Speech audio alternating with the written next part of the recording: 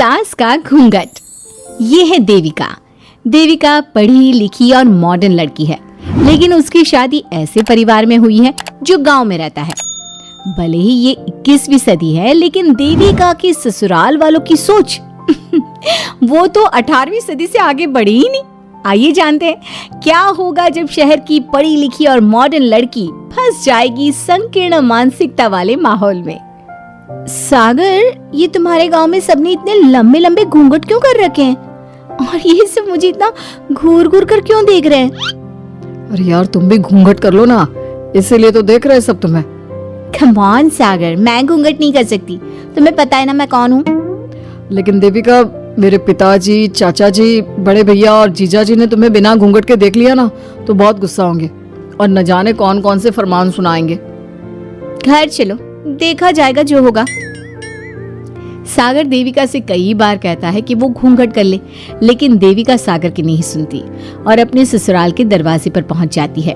जब देविका वहां पहुंचती है तो देखती है कि उसकी सास बिमला, चाची सास कम्मो और जेठानी सुजाता ने लंबा सा घूंघट कर रखा था, पर उनकी ननद वीना ने घूंघट नहीं किया हुआ था। लेकिन हाँ, उसने सर पर सलीके के साथ दुपट्टा जरूर ओढ़ा हुआ था। सागर अपनी पत्नी को सबसे मिलवा रहा होता है, तभी सागर के पिता जोगिंदर बोलते हैं, सागर, तूने बहू को इस घर के तौर तरीके नहीं समझा। हमारे घर की औरतें बिना घूंघट के किसी पर आए मर्द के सामने नहीं आती और तू इसे ऐसे ही ले आया। पिताजी, मैं समझा दूंगा। वो नई नई शहर से आई है ना, इसलिए उसे पता नहीं है। सागर की बात सुनकर उसके चाचा जी महेंद्र बोलते हैं, ये बात तो तुझे गांव में कदम रखते ही अपनी बीवी को समझानी चाहिए थी। हमारा गांव में बहुत नाम है। तेरी बीवी ऐसे गांव भर में घूमेगी तो क्या इज्जत रह जाएगी हमारी। ये बोलकर जोगिंदर और महेंद्र वहां से चले जाते हैं। शाम को घर की सारी औरतें खाने की तैयारी करती है। खाना तैयार हो जाता है, लेकिन घर की कोई भी औरत खाना नहीं खाती। बहुत रात हो जाती है, तब देविका कहती है, सासू माँ, खाना बने हुए तो देर हो गई, रात भी बहुत हो गई है, हम लोग खाना क्यों नहीं खा रहे हैं? अरे बहू, ये क्या बोल रही हो? हमारे यहाँ घर की औरतें तब तक खाना नहीं खाती जब तक घर के मर्द खाना ना खा ले। लेकिन इतनी देर हो गई, आप सबको भूख नहीं लग रही क्या? तभी देविका की जेठानी सुजाता कहती है, लग तो रही है, लेकिन यहाँ की यही रीत है, ये निभानी तो पड़ेगी ना। भाभी जी, ये रीत नहीं है, औरतों को प्रताड़ित करने का एक तरीका है। अगर इस घर के आदमी पूरी रात नहीं आए तो पूरी रात खाना नहीं खाओगी क्या? देविका ये बोलकर सीधा सागर के पास जाती है। सागर उसे समझाता है, देविका, यहाँ ऐसा ही होता है, तुम थोड़ा सब्र कर लो, पिताजी और चाचा जी आते ही होंगे, फिर हम सब खाना खाएंगे।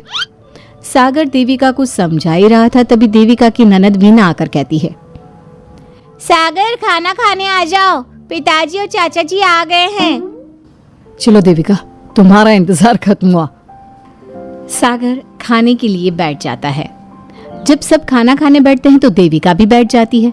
सागर धीरे से उसे कहता है, अरे देविका, ये क्या कर रही हो? तुम इस तरह हमारे साथ खाना नहीं खा सकती।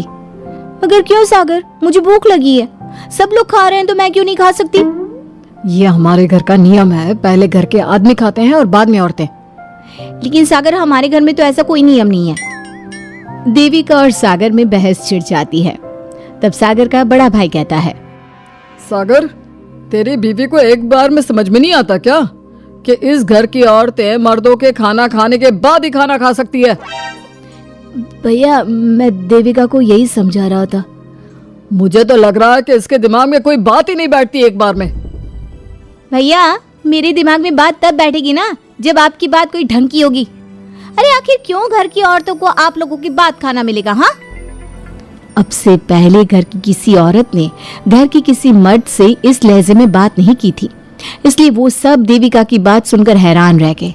तभी सागर की जीजा और वीना के पति कल्याण जी कहते हैं, ये क्या है सागर, इस घर की दीवारों को औरतों की इतनी ऊंची आवाज सुनने की आदत नहीं है। अपनी बीवी को बोल जरा होश से काम ले और चुपचाप चली जाए। क्यों चली जाऊं मैं चुपचाप? इस घर की औरतें आपकी हर बात बर्दाश्त कर लेंगी, लेकिन मैं शहर की पढ़ी लिखी लड़की हूँ। आपके कोई भी फालतू के रीति रिवाज मैं नहीं बर्दाश्त करने वाली। इस तरह देविका ने सारे घर की औरतों के लिए मिसाल पैदा कर दी। जोगिंदर के घर में पहली बार किसी महिला ने विरोध का स्वर उठाया है, ये बात घर के किसी मर्द को बर्दाश्त नहीं हो रही है। तभी जोगिंदर कहता है, महेंद्र, मोहन, इस बेशर्म लड़की को कमरे में बंद कर दो और आज इसे कोई खाना नहीं देगा। अगर किसी ने इसे खाना दिया तो मैं उसे जिंदा नहीं छोड़ूंगा। महेंद्र और मोहन उसे कमरे में बंद कर देते हैं और उसे खाना भी नहीं देते। रात के 3 बज जाते हैं। भूख की वजह से देविका को नींद भी नहीं आती। तभी उसे कुछ महसूस होता है। ऐसा लग रहा है कोई दरवाजा खोल रहा है, लेकिन इतनी रात को कौन हो सकता है? कहीं सागर तो नहीं? देविका उम्मीद भरी नजरों से दरवाजे की तरफ देखती है, लेकिन दरवाजा खोलने वाला सागर नहीं बल्कि विमला और कम्मो है। माँ जी, चाची जी, आप दोनों। बहू, ये ले, हम तेरे लिए खाना लाए हैं, खा ले। और ये बात ना तो किसी को बताना मत कि हमने तुझे खाना दिया है, नहीं तो हमारे मर्द मार मार कर हमारा बुरा हाल कर देंगे। माँ जी, आप यहाँ इतना घुट घुट कर क्यों रहती हो? देविका, अब तू भी इस घर की बहू है, तू भी हमारी तरह रहना सीख ले। इस घर के कायदे कानून अपना ले। इस घर के मर्द तो कभी बदलने वाले हैं नहीं बहू, तो तू ही बदल ले अपने आप को। माँ जी, बदलाव अच्छे के लिए हो तो हमें बदलना चाहिए, बेकार और बेतुकी बातों का तो विरोध करना चाहिए। दोनों ने देविका को समझाने की कोशिश की, लेकिन देविका ने उल्टा उन्हें ही समझा दिया। इसी तरह एक दिन देविका किसी बात पर जोर जोर से हंस रही थी। तभी देविका की सास विमला ने उसे टोकते हुए कहा, अरे बहू, तू इतनी जोर जोर से क्यों हंस रही है? हमारे घर की औरत इतनी जोर जोर से नहीं हंसती। विमला अपनी बहू को समझा रही थी कि तभी महेंद्र बोलता है, अरे कम्मो, कौन है ये औरत जो बेशर्मों की तरह जोर जोर से हंस रही है? तभी कम्मो और देविका बाहर आ जाती हैं। जी, वो मैं हंस रही थी चाचा जी, अब आप लोग हंसने पर भी पाबंदी लगाओगे क्या? तुम जैसी बदतमीज लड़कियों से मैं बात नहीं करना चाहता, लेकिन कान खोलकर सुन लो, इस घर की औरतें इतना जोर जोर से नहीं हंसती। और हाँ, तुम्हें पहले ही बता चुके हैं कि इस घर की दीवारों को औरतों की तेज आवाज सुनने की आदत नहीं है। इस घर की दीवारों को आदमियों की ऊंची आवाज सुनने की आदत है, लेकिन औरतों की नहीं। चाचा जी, आपके घर की दीवारें तो बहुत दोगली है। हर पाबंदी औरतों के लिए क्यों चाचा जी? औरतें ये नहीं कर सकती, औरतें वो नहीं कर सकती, औरतें सांस ले सकती है या उस पर भी पाबंदी है? चुप हो जाना बहू, मत बोल और घूंघट कर ले, ये तेरे चाचा ससुर है, थोड़ा तो लिहाज कर। कम्मो के समझाने पर भी देविका चुप नहीं होती। वो महेंद्र से ऐसे ऐसे सवाल पूछती है जिनका जवाब उसके पास होता ही नहीं। महेंद्र गुस्से से सागर को आवाज देता है। महेंद्र की आवाज सुनकर घर के सभी आदमी बाहर आ जाते हैं। जी चाचा जी, आपने बुलाया? अपनी मुंह जोर बीवी को यहाँ से ले जाने तो कुछ अनर्थ हो जाएगा। क्या हुआ चाचा जी?